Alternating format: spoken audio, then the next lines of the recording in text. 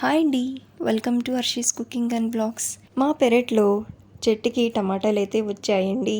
దాంతో నాటు పుదీనా వేసి రోటి పచ్చడి అయితే చేస్తున్నానండి. టేస్ట్ అయితే చాలా బాగుంటుంది. వేడి వేడి అన్నంలో కలుపుకొని తింటే 2 ముద్దలు ఎక్కువగానే తినేయచ్చు. మరి లేట్ చేయకుండా ప్రాసెస్లోకి వెళ్దాం రండి.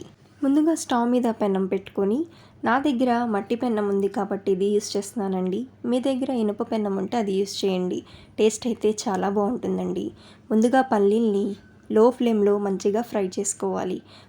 వేరుశనగ గుళ్ళు ఫ్రై అయిన తర్వాత 1 టేబుల్ స్పూన్ ధనియాలు, 1 టేబుల్ స్పూన్ జీలకర్ర వేసి ఒకసారి కలిపి స్టవ్ ఆఫ్ చేసేయండి.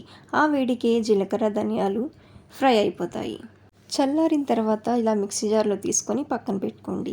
ఇప్పుడు స్టవ్ మీద మరో ప్యాన్ పెట్టుకొని 2 టేబుల్ స్పూన్ల నూనె వేసుకున్న తర్వాత తినే కారాన్ని బట్టి పచ్చిమిర్చి, కరివేపాకు వేసుకొని పచ్చిమిర్చిని వేయించుకోండి.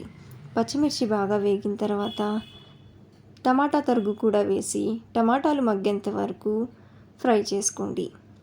టమాటాలతో పాటు తగినంత చింతపండు వేసి టమాటాలని మగ్గనివ్వండి. టమాటాలు మంచిగా మగ్గిన తర్వాత దీంట్లో శుభ్రం చేసుకున్న పుదీనా ఆకులు కూడా వేసి మొత్తం ఒకసారి కలుపుకొని లో ఫ్లేమ్లో ఫ్రై చేసుకోవాలి.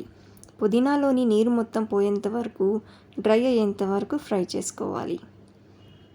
ఇలా మొత్తం ఫ్రై అయిన తర్వాత పక్కన పెట్టుకొని చల్లారనివ్వండి.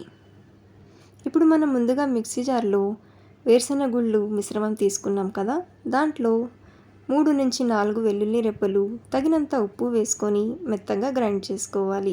ఇలా గ్రైండ్ చేసుకున్న తర్వాత టమాటా మిశ్రమం కూడా వేసి బరకగా గ్రైండ్ చేసుకోండి.